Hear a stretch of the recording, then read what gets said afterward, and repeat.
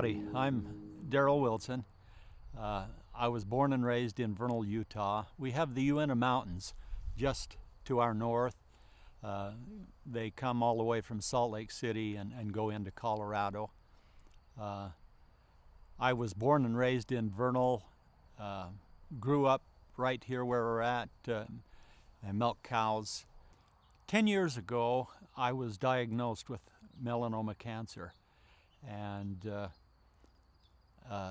me and God, we're good buddies, and I asked for help, and He sent me people to tell me what to do. And so I went to Huntsman Cancer Institute to have a melanoma cancer removed off the top of my head.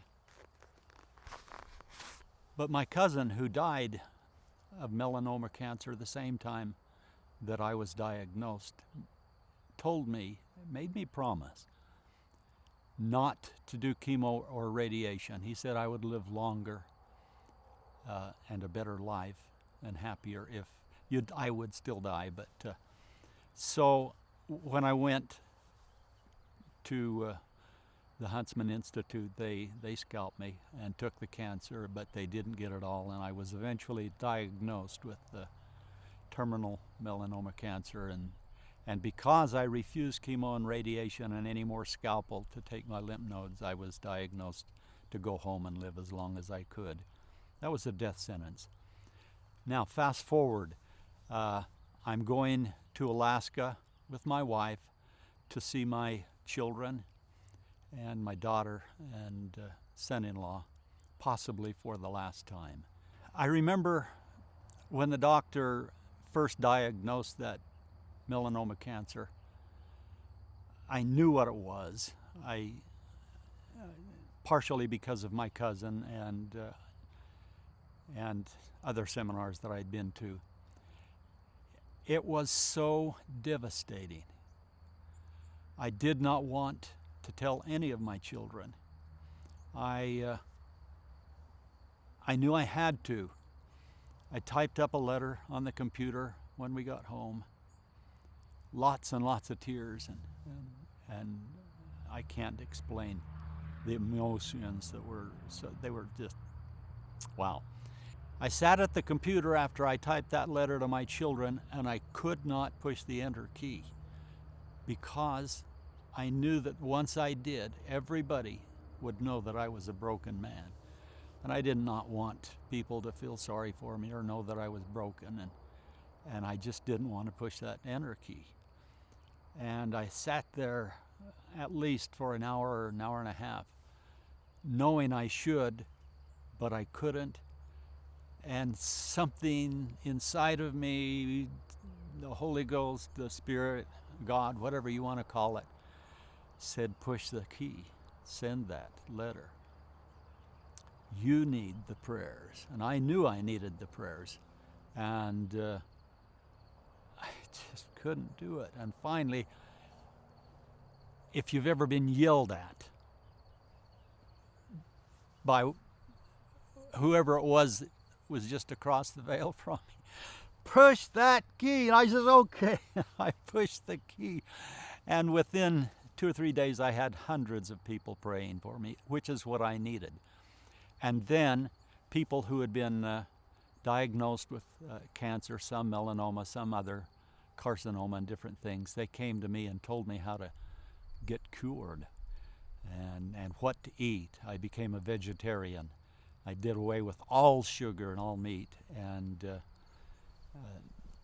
started eating lots of vitamins and minerals, and you're looking at a garden that is incredible. We fill our fruit room full of vegetables and fruit with no sugar. And so that's what drew me to this Bigfoot story. Now I'm on a plane going to Alaska. We went to St. Mary's, Alaska, to see my grandchildren and my daughter, Rachel, and Brent. We had so much fun. He has a little Aroncachamp airplane, and he took me up. It's a 2-seater. And we saw 8 bear, and we watched lots of moose. But this one bear was so big. On the second pass, we dropped down to about 14 feet off the river, and he was about, I don't know, maybe another 15, 20 feet beyond the tip of the wing. And he stood up and was growling at us. We couldn't hear him growl because of the roar of the motor, but it was incredible. I assumed he was saying, get down here and I'll rip your tires off. That's what I tell folks. Now, fast forward the day that I saw the Bigfoot, we get in his boat and we're motoring up the river, the Andrevsky River, which flows into the Yukon above St. Mary's, Alaska. We fished all morning, caught nothing but zombie salmon. That's the salmon that are now dying and the skin is falling off. And the kids got tired and they wanted to go swimming and cook hot dogs. So we found a sandbar and unloaded the kids, and I fished up the sandbar and back down a ways and over, and then I said, let's go after that steelhead. I had a steelhead on earlier that day, and so he said, all right. And so he and I alone jumped in. That's a key, because we were not talking when we saw the Bigfoot. We went downriver, and he pointed up the hill, and he says, what is that? He whispered, what is that? And I said, that's a big old brown bear. No, what is that? And I don't know why he said that, because what else could it be? I was not a believer. He was not a believer in Bigfoot. And then it stood up. And when he stood up, he took 2 great big steps and squatted back down and started eating again. And in my mind, as a non-believer, I'm thinking, a bear can't do that. And so I'm wanting the binoculars. He's looking in the best pair of binoculars that he could get up there. And he finally passed me the binoculars, and when I looked, I saw fingers this long with the thumb way back here. And I thought, a bear doesn't have fingers like that.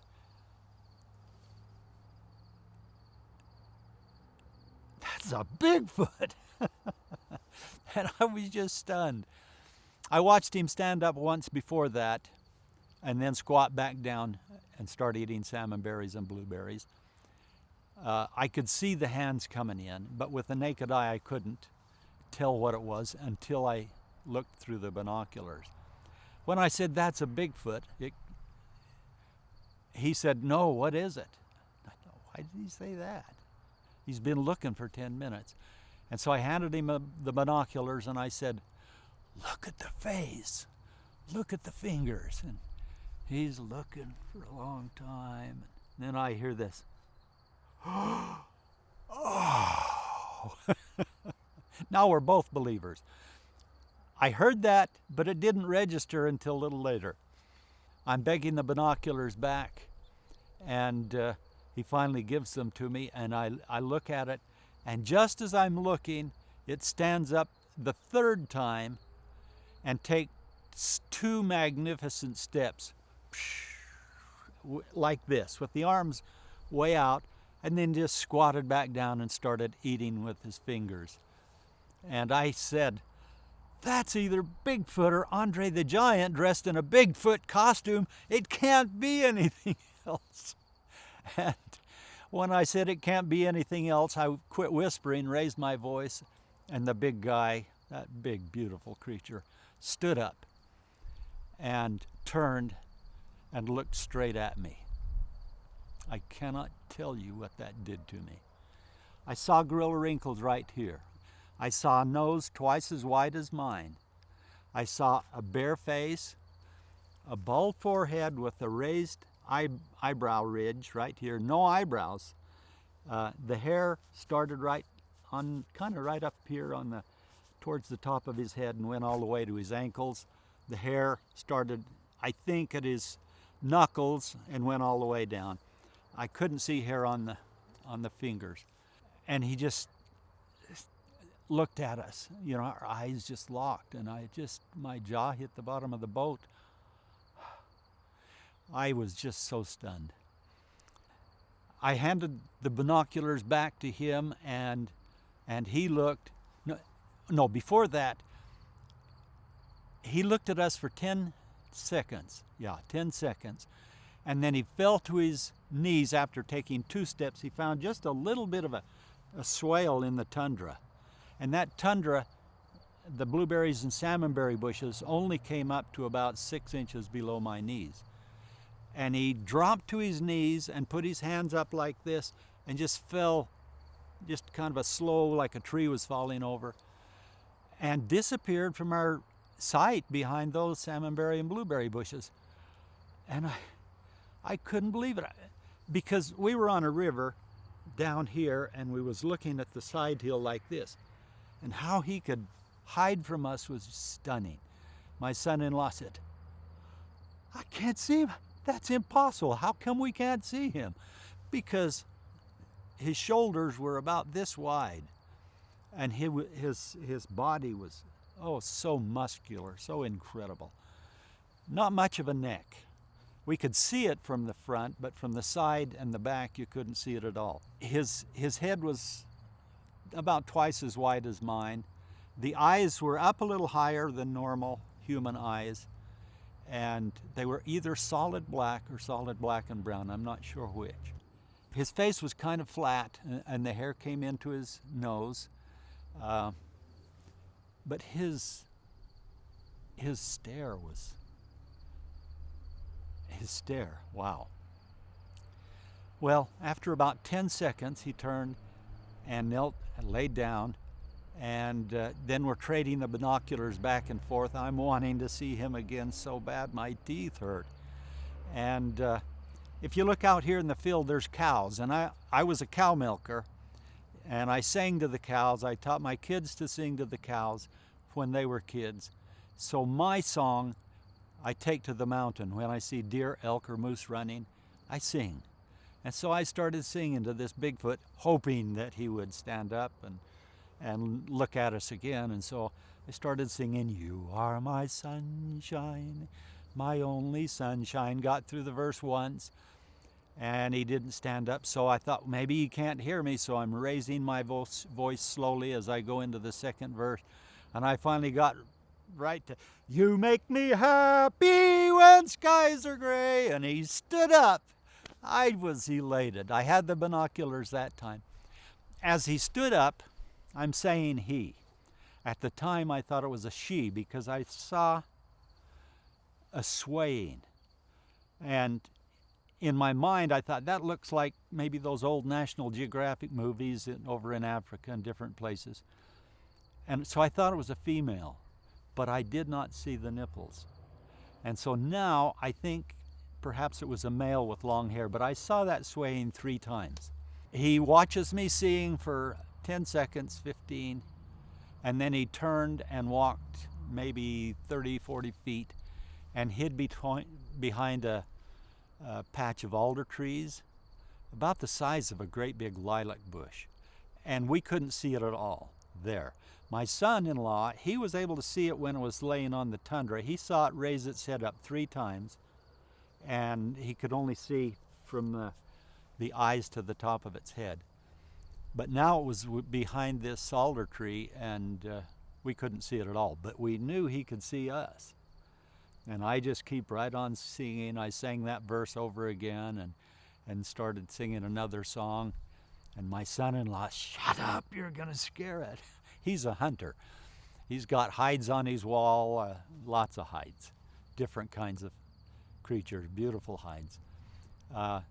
Told me to shut up at least 5 or 6 times. He didn't know why I was singing. Eventually, after about 10 minutes, it walked out behind those alder trees, and we watched him walk up that tundra hillside. Great big giant steps. He walked up that mountain faster than I could run down. My son-in-law said, "Look at that. No human can walk on the tundra like that." And yeah, I agreed. I've been on the tundra. Yes. And he went over the hill, and the last thing we saw was the top of his head going down the other side of the hill. And I says, take me to shore. I'm going after him. I wanted to see him again. I'm a little crazy that way, I guess. No, he'd rip my arms off. And I says, take me to shore. I begged him. I literally begged him. When he was laying down on the tundra, there was 2 little pine trees not too far from him. I'm a praying man, and I was literally praying to God. God, please let him walk past those 2 little pine trees so I can see how tall he is. He did. He did. Oh, I was so tickled with that. And now back to the river, back on the river. He wouldn't take me to shore. No, he'll rip my arms off. And I begged him. He told me that several times. He'll rip my arms off. And I says, okay, let's go get down the river. Maybe we can see him again from some other vantage point. And we did, and we never saw him again. I said, let's go get the family. We'll show him where he was. I'm thinking, I'm going to get to the bank. I'm going to go after him. Anyway, we get to the shore, and I'm jumping up and down. We just saw Bigfoot. We just saw Bigfoot. I was diagnosed with melanoma cancer. Can you imagine how I felt at the time? Dear God, thank you. Now back on the boat.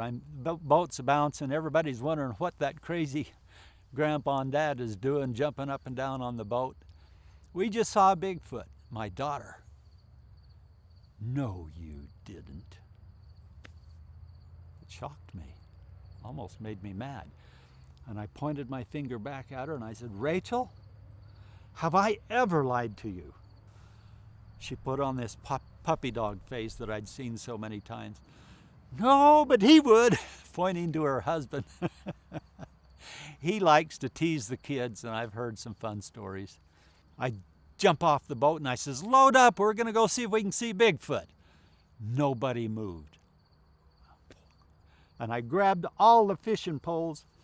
They tangled up. I just threw them in the boat and I says, load up, we're going to go. And my wife, sitting over here, no, Daryl, the kids are in the water.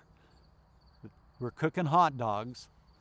We'll go later. And I said, you can cook a hot dog any day of your life, but you'll never see a Bigfoot. Get in. And they wouldn't do it. And I was so puzzled. So I started walking up that little hill, and I went down over the edge, and I ran into a marsh, and I knew absolutely I couldn't get up to see the Bigfoot. Well, I stormed back down.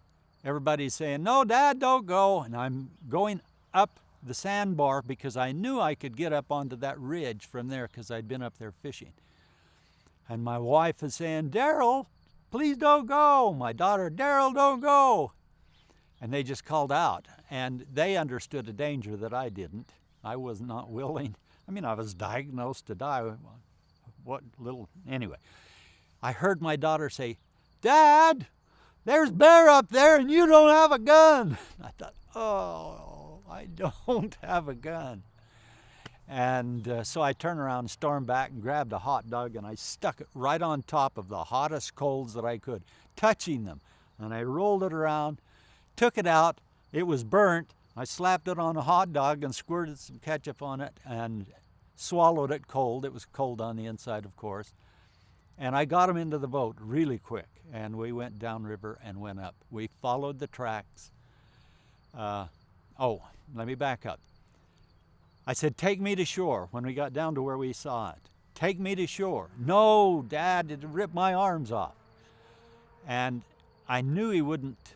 And so I reached in my pocket and pulled out my wallet and my keys, took off my coat and handed them to my wife. And I says, I'm going with or without you. So I put my foot up on the edge of the boat.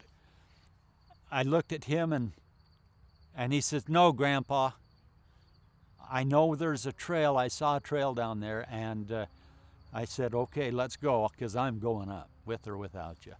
And we found the trail, and my grandkids, they hit that beach, and they scrambled up on all fours up that steep embankment. And my little granddaughter, I want to see Yeti, I want to see Yeti. And so my son-in-law grabbed her, put her on his shoulder, and up that bank they went, and I followed. My wife said, I'm not going. She stayed to protect the boat. Anyway, and the dog went up with us. I wanted evidence. I wanted to find the trail.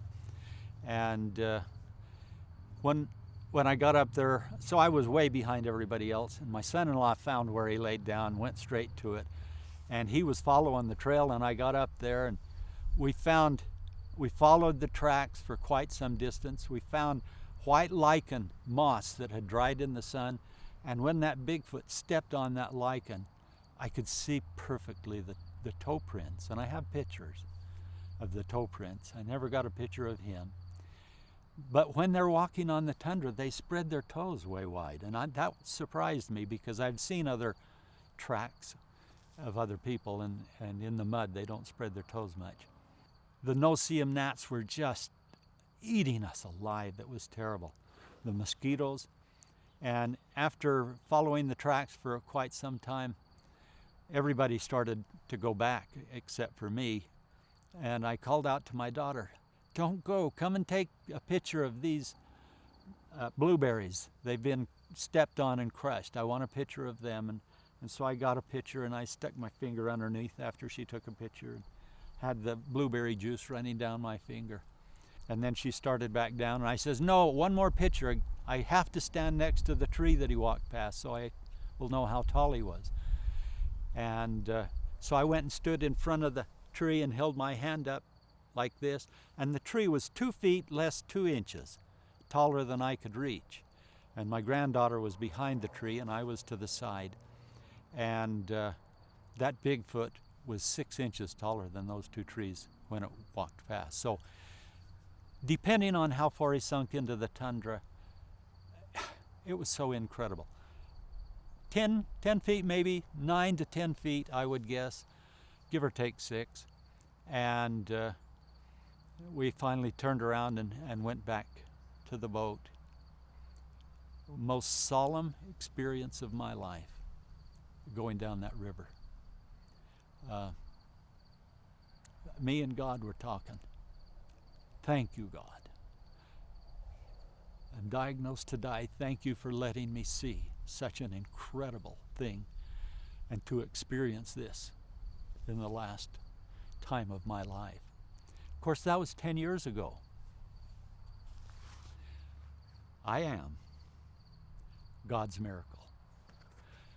Now, I'm in St. Mary's. We have to go back the next day. I want to find somebody else that's seen him. I know somebody else had to have seen him. I saw him. We saw him. And I thought the natives there in St. Mary's would see him, and I only found one native that day. Now, the night before we went up on the river, before I saw Bigfoot, we had a weenie roast outside the apartment, and we were cooking hot dogs, us and the grandkids. And their neighbor came out on the porch, and we invited him down to join us for hot dogs. And in the conversation, for some reason, I asked him, do you believe in Bigfoot? No. Heck no, I don't believe in Bigfoot. That's not what he said. He said something else, but I don't believe in Bigfoot. And then he says, do you? And I says, no, not really. At best, I hope somebody finds one and takes a picture to put the naysayers in their place. Why I said that, I don't know, but I did. Now, back on the river. After we saw Bigfoot, we went solemnly down to the boat and got in the boat. And he said, what do you want to do now? And I said, I want to see Bigfoot again, but it was time to go home, I guess. On the ride home, I was standing up in the boat, leaning on the window, praying and thanking God for that incredible experience. That was one of the more spiritual moments of my entire life, going down the river. Very few words were spoken, and of course I was hoping to see another one. Never did. But as we pull in front of the apartment, the same neighbor that we ate the hot dogs with that said, heck no, I don't believe in Bigfoot, he's out there working on his boat. And I'm jump up in the back of the truck, we just saw Bigfoot, we just saw Bigfoot. You lie. He'd already told me he didn't believe in Bigfoot. And I says, yes, we did. We saw him. And I told him a little bit about it. And he said, you're lying. And he turned to my son-in-law, and he worked with him. He knows him. Is he telling the truth? My son-in-law nodded. He did not want to talk about it. Just nodded. And he says, no, you didn't. And he says, what he is telling you is what we saw. I thought, oh. And he says, if you don't believe him, why don't you go interview him? He's former FBI. He is an incredible interviewer. And he says, okay. And so he started walking towards his house, and I followed him. I didn't unload the boat or nothing. I just went straight to his apartment. And for almost 2 hours, he drilled me like I was a criminal. Asked me questions asked me if I was drunk, if I was on drugs, And of course, I've never used anything like that. I've always been straight as an arrow. And, I felt like a criminal, but I have that recording. Now, it's quite boring, but I'm so grateful that he did that, because now I have the fresh story, the real memory, the real fresh memory. And he sent that to me. I have to come back here to Vernal, Utah on Monday. It's Saturday night, 1 o'clock, when he quit interviewing me. And I didn't talk to anybody that day. I talked to one or two the next day, Sunday. I asked my son to take me back up in the airplane, but it was too windy. And he called the airport, and we couldn't go in the plane. And so I knew that the only time I would be able to talk to anybody about a Bigfoot was at the airport. I knew there would be a lot of natives there. And so next morning, early, I walk in, there's about 30, 35 people there. I've seen a Bigfoot, have any of you? I wanted answers. I wanted knowledge, and I got 5 stories right there in that airport. It was incredible. I got 2 stories in Anchorage at that airport. And 2 days after I got back, I go to the archaeology club, of which I'm a member. I wanted to share my story. I kind of wanted to hide it, but at the same time, I had to. And so I stood up. I've seen a Bigfoot. How many of you want to hear my story? And about half of them raised their hands, and the other half didn't. And I said, all right, those that want to hear the story, come over and sit at my table. And they did, but everybody listened. And when I got through, I said, how many of you believe me? The same half that came and sat by me believed me. The other half didn't raise their hands. But the cat was out of the bag. And from there, I'm diagnosed to die. I might as well let it go. Tell people. It's true. Absolute truth is absolute. And so I started talking to people, and the stories started to come in slow at first, because I didn't know how to ask the questions. But now I just walk up to somebody I don't even know, and you guys, you've witnessed that. I've seen a Bigfoot, have you?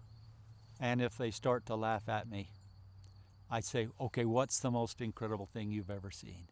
I will tell you my daughter's story. A year later, my daughter and the family was coming here to Vernal to a family reunion. And my son-in-law said to her, Rachel, I cannot face your father and tell him I have not been looking for Bigfoot. And he said he will torment me, asking me why I haven't been looking for Bigfoot. And so I have to go. And she said, should I get my camera? And he said yes. And so they jumped in the Oronka Champ airplane, and up they went all morning. They flew, and she got airsick after a long search. On the way back, he caught some soft air up high so she wouldn't throw up. And they're on the way back in, and he sees something going into the trees. And so he goes into a dive, right straight towards it. And he says, there's something going into those trees. He didn't know what it was. And so I guess I'll look up. And so she's looking up to the side, and she says, there's a guy walking down there on a tundra. And so immediately he goes into a sharp dive straight towards it. Picks up to about 120 miles an hour, and is making a circular spiral down towards it. Get closer, and my daughter says, that dude's in a red hoodie. He's wearing a red hoodie. I forgot to tell you, the Bigfoot I saw had red hair. Beautiful red hair. Bigfoot had beautiful red hair. And this creature that they were seeing also had red hair. And they got a little bit closer, and my daughter says, that's a Bigfoot. My son-in-law, yep, that's a Bigfoot. He'd already seen one with me. So they spiraled down, and she did get 2 clicks on the camera. She didn't have time to adjust it for the right setting, so it's not a magnificent picture, but one is pretty good. And when they called me, when they was able to get cell phone service, she called me, and I have that interview recorded, and that was fun. And she told us later when I got home, she told us the story, and then again the next summer when they came to another family reunion. Incredible. An uncle who just passed away was herding cows for the Native American Indian tribe, and he and his father and another guy watched a 3-point buck run out of some quaking aspens, and here comes a Bigfoot on the dead run chasing it. Caught it by the horns, and I asked him this twice. He says it just gave that deer a flip and broke its neck that easily. And I asked for details, and he gave them, and he says and then he just tucked it under one arm and walked back into the trees to go take it back so they could have a nice meal. I've been a scoutmaster most of my life, and one of the scouts in the troop next to us, I went over to say my howdies, and I said, have any of you seen a Bigfoot? One kid raised his hand, and I said, may I go get the recorder, and would you share that story with me? I asked the supervisors, and they said, yeah, okay. And so I told them my story, and then he told me his. And his was a big wow, too. He said he was fishing with his brother at a scout camp. Their bigger, older brother was a scout at that scout camp. He would have been probably 9, 10 years old, because he was not one of the scouts. He was with his grandpa. And his brother had lost his worm and had to go back to camp. Now he's alone, and he was fishing downstream. And he sees movement up on this side hill, and he looks up, and he sees a Bigfoot. And it stands there looking at him, and it reaches his hand around a tree, probably about this big around, dead quaking aspen, and he pulls it out of the ground. That interview was incredible. And those other scouts, when they heard that story, it was fantastic. The reason that I want those stories is because when I saw this Bigfoot, when he was walking away, I called out to him. I was singing to him all the way too. But at one point I called out, You're the most beautiful creature in the world that I've ever seen. Please don't go." He looked more human. I was hoping he could understand me, but he never turned to look back, not once, as he walked up that hillside. I wanted to know more. And the only way to get more is to find people that can tell me more. That's the one reason. There's more to it. I have a friend. I met him a few days after I got home, and I told him the story, and he says, "You lying sack of crap," and only he used other words, and he just really mocked me and made fun of me, and I couldn't understand why he would do that. You know, the truth is truth. And on another occasion, we was at a family reunion up at one of our local lakes, and everybody was swimming, and I was going around asking everybody close to us if they'd seen a Bigfoot. And one lady, I asked her, I says, "I've seen a Bigfoot, have you? Would you share your story with me?" No. And I said, "May I share my story with you?" Hoping to get her story in a minute. And so I shared the short version, and then she started, I asked her where did she see it, and she told me the lake that she was on. It wasn't the lake where we were at. And just then her brother heard the conversation and came up and started to make fun of her, to belittle her.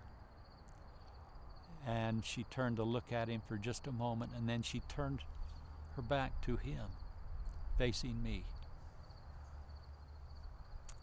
And I saw the tears running down her face. And I knew she wouldn't tell me anymore. I asked her if she would, and she says no. And so I just kind of let her go, and I waited until I could get her alone, and I said, "Would you share some more?" "No." "If I want to share more, I'll find you," and she never has. I've had other experiences where people have been ridiculed and made fun of. My purpose in sharing this with the world is to give those people, my friends, I love these people with a love that it's hard to explain. You'd have to walk in my shoes to know it. I want them to have some place that they can go and be able to share their story with somebody that cares about them and wants to hear their story. So my purpose in sharing this story with you is to bless those who have not been able to share their story and have been mocked and ridiculed and belittled. I decided to try and find out how many times I had used certain words in all of my interviews. And so I wrote the titles of each interview. And in the title I would write whether it was at a lake or a river or just little details, just highlights. And so I put all those on one file, and then I would type in a word to see how many times I had used a particular word. So Bigfoot, the word Bigfoot has been used 78 times in the titles under the word lake. I'll just give you a few. Blue Lake 4, Spirit Lake 9, Mirror Lake 10, Comfort Lake 1, Pine Lake 1, Lake Campbell 1, Brownie Lake 3, Lake Lillian 1, Hacking Lake 4, Fish Lake 3, Ashley Twins 3, Cliff Lake 1, Kidney Lake 2, Chipeta Lake 1, Moon Lake 5, Dead Man Lake 4, White Rocks River many, Pass Lake 1, Lake Creek 1, I'll skip those, Weber Canyon 7, Ogden Canyon 11, Ouray 1, river, the word river 35 times, Andrescu River 5, Duchesne 3, Green, River 7, White River 1. I'll just give the bigger numbers. Brush Creek 7, Iron Springs 3, Reservoirs 7 times, Mountains 56 times. They like the mountains, big time.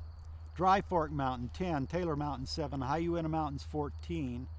I'll skip the ones that just say 1. Cascade 2, Baldy Mountain, which is our big mountain here, 4. Diamond Mountain 4.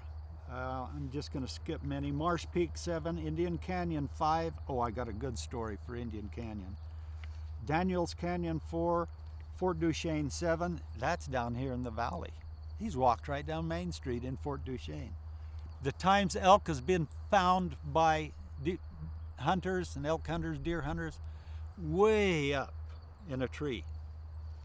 2 times. Goats in a tree, mountain goats, and they're big and heavy. And yes, mountain lions can drag something up a tree, but not that high, and not that big, and not that heavy.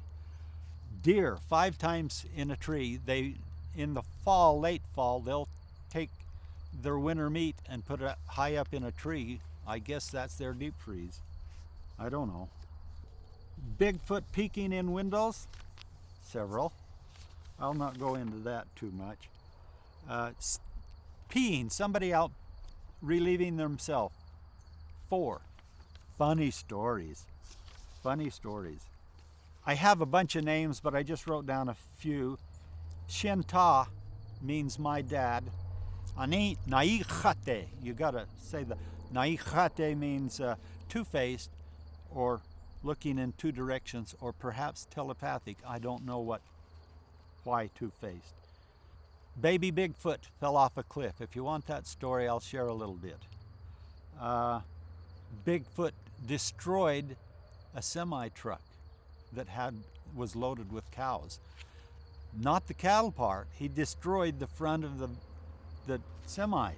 Bigfoot speaking language. Several. Lots of, and some whoop, whoop, lots of whoops. I don't do it like they do. And the scream, you look up Bigfoot language and you'll hear that scream. There's no way I can even come close to it. Starts real low usually and goes up into a higher than a woman can scream. Bigfoot hiding, 3 times. Peeking, 1. Bigfoot stole a fish, 3. Boy Scouts and Scout Camp, 14. Bigfoot crossed the road 19 times. White Rocks, 22. White Rocks Bridge, 2. Flaming Gorge, 14. Green River, 9. Moose Pond, several. I live in the Uinta Basin in eastern Utah. Well, this is dinosaur bone country. A dinosaur national monument is here. A whole mountain full of bones. Beautiful mountains, beautiful rivers, beautiful streams. Perfect place for a Bigfoot to raise a family. I have 5 stories or more of people that have seen Bigfoot and as a family. I have at least 3 or 4. Let me tell you one story. A friend of mine, I can't use his name, I promised. He was driving a semi with lots of little yellow lights and the red lights, and it was early morning, not quite sun up yet, but dusk or dawn. And he crawled up in the sleeper on top of a mountain going towards Price. And his head just hits the pillow and he hears this rumble of rocks on a cliff, not a full cliff, but kind of a too steep to climb. And rocks rumbling down, and he sits up and looks out his window to see what it is. And he sees what looks like a human, a man, screaming like a little pig, is the word that he used, hurt. And so he jumps out of his truck and is running across the parking area to try and get to where it is. And just as he hits the edge of the road on his side, he sees movement up above him. And he stops and looks up, and he sees probably the mama. It was dark enough he couldn't tell whether it was the mom or pop, but I think it was the mama. And it walks down the ridge towards Price and down that steep hill where it could walk, and it just walked, just a gentle, casual walk. Walks back up along the edge of that cliff, steep embankment face, until it gets to the Bigfoot screaming like a pig.